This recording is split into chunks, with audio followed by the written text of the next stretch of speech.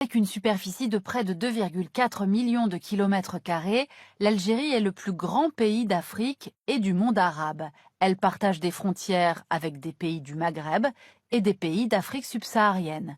Au nord, elle s'ouvre sur la Méditerranée. Sa population est de 42 millions d'habitants, à 99% musulmans.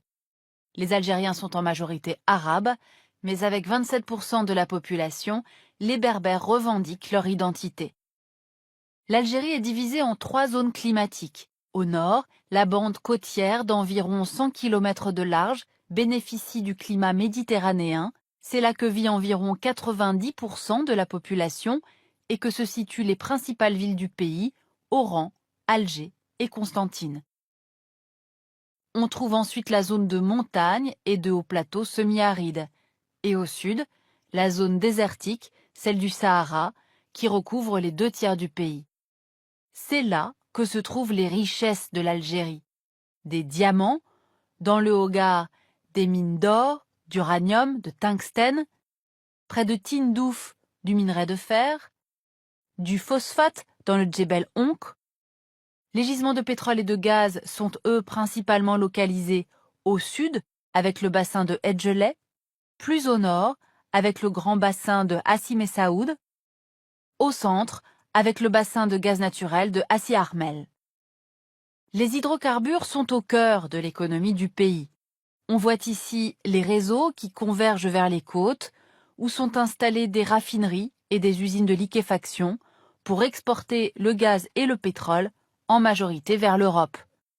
Les hydrocarbures représentent 98% des exportations du pays et 60% des recettes de l'État. On l'aura compris, c'est la principale rente de l'Algérie, une rente qui fragilise le pays face aux fluctuations des cours, ainsi que du tourisme. L'Algérie dispose en effet d'un véritable potentiel touristique. Un littoral long de plus de 1200 km avec des plages sablonneuses, des criques de galets et des maquis qui tombent directement dans la Méditerranée. C'est au plateau qui offre des paysages magnifiques, le Sahara et ses parcs naturels du Tassili et du Hogar qui constituent des merveilles géologiques et archéologiques. Tout cela pourrait faire de l'Algérie une destination touristique privilégiée, d'autant qu'elle est plutôt bien desservie par les compagnies aériennes. C'est pourtant loin d'être le cas, avec 2,8 millions de touristes étrangers par an contre 10 millions pour le Maroc et 7 millions pour la Tunisie. Car en Algérie, les aménagements ont été stoppés par la guerre civile et le pays longtemps déconseillé aux voyageurs.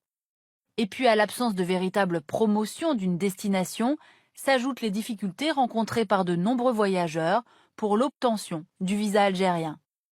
La disponibilité et l'état des infrastructures touristiques constituent un point noir pour tous les professionnels du secteur.